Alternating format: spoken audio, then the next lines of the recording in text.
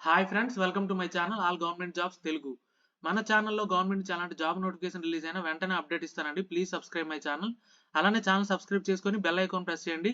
Channel ఎటువంటి video upload అయినా మీకు వెంటనే నోటిఫికేషన్ వస్తుంది. మనం ఈ వీడియో విషయానికి వస్తే ఎయిర్పోర్ట్ అథారిటీ ఆఫ్ ఇండియా అండి. దీని నుంచి మనకి వేకెన్సీస్ నోటిఫికేషన్ రిలీజ్ అయింది.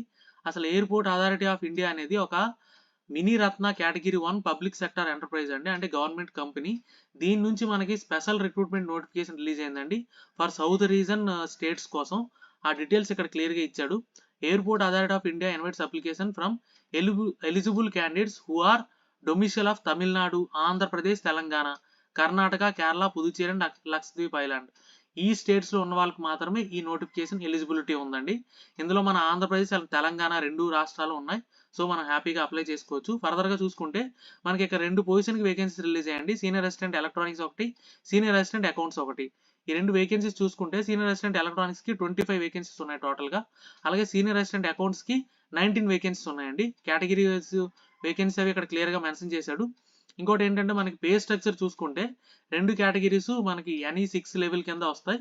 దాంట్లో మనకి 36,000 నుంచి 1,10,000 అండి బేసిక్ శాలరీ ఈ రేంజ్ లో ఉంటుంది. అంటే మనకి గ్రాస్ శాలరీ 70,000 వరకు ఉంటుంది.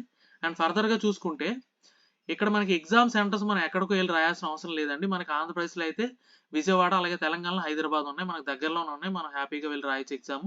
ఇంకోటి ఇంపార్టెంట్ డేట్స్ విషయానికి వస్తే మనకి ఆన్లైన్ అప్లికేషన్ ఓపెనింగ్ అనేది December 27th నుంచి స్టార్ట్ అవుతుందండి. అలాగే లాస్ట్ డేట్ చూసుకుంటే మనకి 2024 January 26th ఈ లోపే అప్లై చేయాలి. ఇంకొకటి అనౌన్స్మెంట్స్ అని ఇచ్చాడు మనకి, అంటే గవర్నమెంట్ సెక్టార్ కదండి, మనకి బేసిక్ పేతో పాటు అదర్ అలవెన్స్లు కూడా ఉంటాయి. ఆ అలవెన్స్లు కూడా ఇక్కడ క్లియర్గా మెన్షన్ చేశాడు. డేర్నెస్ అలవెన్స్, HRA, మెడికల్ రియంబర్స్మెంట్, ఇలా అన్ని ఫెసిలిటీస్ ఉంటాయి. మంచి నోటిఫికేషన్ అండి ఇది, డెఫినెట్గా అందరూ అప్లై చేయండి. ఫర్దర్గా చూసుకుంటే మనకి ఏజ్ క్రైటీరియా అండి. ఏజ్ క్రైటీరియా చూసుకుంటే 18 to 30 years మధ్యలో ఉండాలి. అలాగే ఓబీసీకి 3 years, SC/STకి 5 years మనకి రిలాక్సేషన్ అయితే ఉంది. అలాగే ఇంకొకటి ఏజ్, అలాగే క్వాలిఫికేషన్, ఎక్స్పీరియన్స్ ఇవన్నీ మనకి క్రూషియల్ డేట్ అనేది December 20th అండి. ఈ లోపే మనకు అన్ని ఎక్వైర్ అయి ఉండాలి. ఫర్దర్ గా చూసుకుంటే మనకి క్వాలిఫికేషన్ డీటెయిల్స్ అండి. ఎడ్యుకేషన్ క్వాలిఫికేషన్ మనకి సీనియర్ అసిస్టెంట్ ఎలక్ట్రానిక్స్ చూసుకుంటే ఎలక్ట్రానిక్స్, టెలికమ్యూనికేషన్, రేడియో ఇంజనీరింగ్ ఈ మూడిట్లో ఏ బ్రాంచ్లోనే డిప్లొమా ఉండాలండి. అంటే diploma in electronics, diploma in telecommunication, diploma in radio engineering ఈ మూడు బ్రాంచ్లో డిప్లొమా ఉండి 2 years ఎక్స్పీరియన్స్ అడిగాడు. 2 years రిలివెంట్ ఎక్స్పీరియన్స్ ఉండి డిప్లొమా ఉన్న వాళ్ళు అప్లై చేయొచ్చు ఈ పొజిషన్కి. ఇంకోటి సీనియర్ అసిస్టెంట్ అకౌంట్స్, దీనికి చూసుకుంటే గ్రాడ్యుయేట్ అని ఇచ్చాడు. అలాగే ప్రిఫరబుల్ బీకామ్ అని ఇచ్చాడు. అంటే ఎనీ గ్రాడ్యుయేట్ ఎవరైనా అప్లై చేసుకోవచ్చు విత్ 2 years ఎక్స్పీరియన్స్. ఆ 2 years ఎక్స్పీరియన్స్ కూడా financial statements, taxation, audit and other finance accounts related field experience అయి ఉండాలి. వీటిల్లో మీకు ఎక్స్పీరియన్స్ ఉండి గ్రాడ్యుయేషన్ ఉండి అప్లై చేసుకోవచ్చు. ఇంకోటి ఎక్స్పీరియన్స్ అనేది post qualification experience, regular experience అయి ఉండాలని ఇక్కడ మెన్షన్ చేశాడు అనమాట. ఫర్దర్గా చూసుకుంటే మనకి ఎగ్జామ్ సినారీ అండి. సీనియర్ అసిస్టెంట్ చూసుకుంటే కంప్యూటర్ బేస్డ్ ఎగ్జామ్ 100 marks ఉంటుంది, 2 hours డ్యూరేషన్ అండి. దీంట్లో సిలబస్ చూసుకుంటే 70% క్వశ్చన్స్ అనేవి టెక్నికల్ ఉంటాయి, 30% క్వశ్చన్స్ అనేవి general knowledge, general intelligence, general aptitude and English వీటిపైన ఉంటాయి. దీంట్లో మినిమం క్వాలిఫైయింగ్ మార్క్స్ కూడా ఇచ్చాడు. 50% ఉండాలండి అన్రిజర్వ్డ్ ఈడబ్ల్యూఎస్ ఓబీసీ క్యాండిడేట్స్ కి. అలాగే 40% ఉండాలి SC/ST PWD క్యాండిడేట్స్ కి. ఓకే. ఇంకోటి ఫైనల్ అపాయింట్మెంట్ అనేది CBT మెరిట్ మీద డిపెండ్ అవుతుంది అనమాట. ఎవరికైతే మంచి మార్క్స్ వచ్చే వాళ్ళని మాత్రమే సెలెక్ట్ చేస్తాడు. ఇంకోటి మీకు సెలెక్ట్ అయిన వాళ్ళకి 12 weeks బేసిక్ ట్రైనింగ్ ఉంటుంది. దాని తర్వాత ఆన్ జాబ్ ట్రైనింగ్ 4 weeks, అంటే మీకు టోటల్గా 4 months ట్రైనింగ్ ఉంటుందండి. ఈ ట్రైనింగ్లో మీకు 25,000 per month పే చేస్తారు. ట్రైనింగ్ తర్వాత ఇందాక మనం చెప్పుకున్నాం కదండి పే స్కేల్, ఆ పే స్కేల్లో మిమ్మల్ని కూర్చోబెడతారు అనమాట. ఇంకొక ఇంపార్టెంట్ పాయింట్ ఏంటంటే మీకు 3 years అగ్రిమెంట్ రాయాలండి. ఒకవేళ ఈ అగ్రిమెంట్ మీరు బ్రేక్ చేస్తే ఏ టైంలో మీరు బ్రేక్ చేశారన్న దాని మీద మీరు రిటర్న్ పే చేయాల్సిన అమౌంట్ అనేది డిపెండ్ అవుద్ది. ఆ డీటెయిల్స్ ఇక్కడ క్లియర్గా ఇచ్చాడు. ఫర్దర్గా చూసుకుంటే సీనియర్ అసిస్టెంట్ అకౌంట్స్ అండి. దీనికి ఎగ్జామ్ సినారీ చూసుకుంటే దీనికి కూడా సేమ్ అండి. 100 marks కి CBT ఉంటుంది, 2 hours డ్యూరేషన్. దీనికి ఇంకొక అడిషనల్గా ప్రొఫిషియన్సీ టెస్ట్ ఉంటుందండి, computer literacy test in MS office. అంటే ఎగ్జామ్ క్వాలిఫై అయిన వాళ్ళకి ఈ టెస్ట్ ఉంటుంది. ఇది కూడా క్వాలిఫై అయిన వాళ్ళకి ఫైనల్ మెరిట్ అనేది తీస్తారనమాట ఈ CBT పైన. దీనికి కూడా సిలబస్ చూసుకుంటే 70% టెక్నికల్ ఉంటాయి. అంటే మీ ఎగ్జామ్ మీ క్వాలిఫికేషన్ ఏదుందో దానిపైన మీకు 70% క్వశ్చన్స్ ఉంటాయి. నాన్ టెక్నికల్ 30% ఉంటాయండి. General knowledge, general intelligence, general aptitude, English దీనిపైన 30% క్వశ్చన్స్ ఉంటాయి. దీనికి కూడా minimum qualifying 50% for UR EWS and OBC candidates కి. అలాగే 40% ఫర్ SC/ST PWD క్యాండిడేట్స్ కి. ఇంకొకటి అప్లికేషన్ ఫీజు విషయానికి వస్తే 1000 rupees పే చేయాలండి. Unreserved OBC EWS candidates. అలాగే దీనికి ఎగ్జామ్షన్ కూడా ఉంది. ఎవరెవరికంటే women, SC ST, ex service man, person with disability, అలాగే ఎవరైతే ఏఏలో అప్రెంటిస్ చేసి ఉంటారో వాళ్ళకి ఎగ్జామ్షన్ ఉంది. ఇది ఒక మంచి విషయమే. ఫర్దర్గా చూసుకుంటే ఆన్లైన్ అప్లికేషన్ ఫిల్ చేయడానికి గైడ్ లైన్స్ ఇచ్చాడండి. ఇదేంటంటే మీరు అప్లై చేసిన తర్వాత వచ్చిన ప్రింట్అవుట్ కాపీ అనేది ప్రింట్ తీసి మీ దగ్గర పెట్టుకోవాలి. ఇంకొకటి హార్డ్ కాపీ ఏం సెండ్ చేయాల్సిన అవసరం లేదు. ఇంపార్టెంట్ డేట్స్ ఆల్రెడీ చెప్పుకున్నాం. December 27th మనకి ఓపెన్ అవుతుంది అప్లికేషన్ ఓపెనింగ్ అనేది. లాస్ట్ డేట్ మనకి 2024 January 26th ఈ లోపు అప్లై చేసుకోవాలి. ఫర్దర్గా చూసుకుంటే ఆన్లైన్ అప్లికేషన్కి ఇన్స్ట్రక్షన్స్ ఇచ్చాడండి. ఫస్ట్ మనం అప్లై చేసే ముందు మన దగ్గర డాక్యుమెంట్స్ ఉండాలి. ఏం ఉండాలి అంటే ఇక్కడ క్లియర్గా మెన్షన్ చేశాడు. Valid email ID, mobile number ఉండాలండి.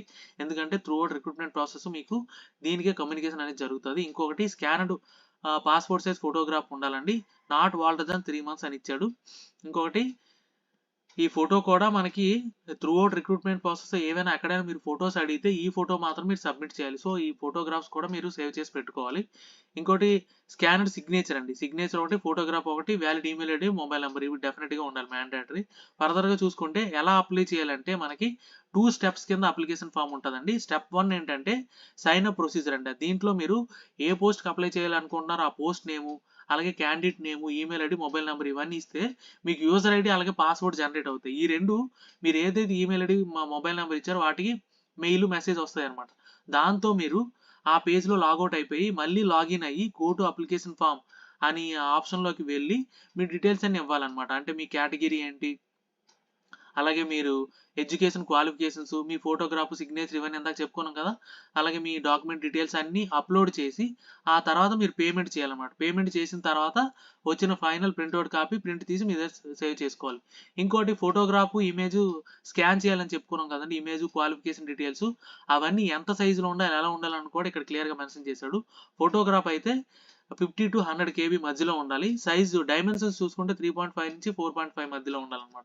ఇంకోటి ఏంటంటే సిగ్నేచరు వైట్ పేపర్ మీద బ్లాక్ పెన్తో సైన్ చేసి అది స్కాన్ చేసి 50 to 100 KB మధ్యలో కన్వర్ట్ చేసుకొని జేపీజీ ఫార్మాట్లోకి మార్చుకోవాలన్నమాట. ఇంకొకటి క్వాలిఫికేషన్ డీటెయిల్స్ ఉంటాయి కదండి. సెల్ఫ్ అటెస్టేషన్ చేసి ఉండాలి. అవి కూడా 1 MB కంటే తక్కువ ఫామ్లోకి మార్చుకోవాలన్నమాట. అంటే మ్యాక్సిమం 1 MB ఇచ్చాడు. అది కూడా పీడిఎఫ్ కానీ జేపీజీ ఫార్మాట్లో కానీ మార్చుకోవచ్చు. ఏమేమి డాక్యుమెంట్స్ ఉండాలంటే మెట్రికులేషన్ సర్టిఫికేట్ ఒకటి, ఎడ్యుకేషన్ క్వాలిఫికేషన్స్, ఎక్స్పీరియన్స్ అడిగాడు కదా, పోస్ట్ క్వాలిఫికేషన్ ఎక్స్పీరియన్స్ ఒకటి, కమ్యూనిటీ సర్టిఫికేట్, డిసేబిలిటీ సర్టిఫికేట్, ఇంకొకటి డొమిసైల్ సర్టిఫికేట్ కంపల్సరీగా ఉండాలి. ఎందుకంటే మనకి సౌదర్న్ రీజన్లో ఉన్న స్టేట్స్కి మాత్రం అడిగాడు కాబట్టి డొమిసైల్ సర్టిఫికేట్ డెఫినెట్గా ప్రొడ్యూస్ చేయాలి.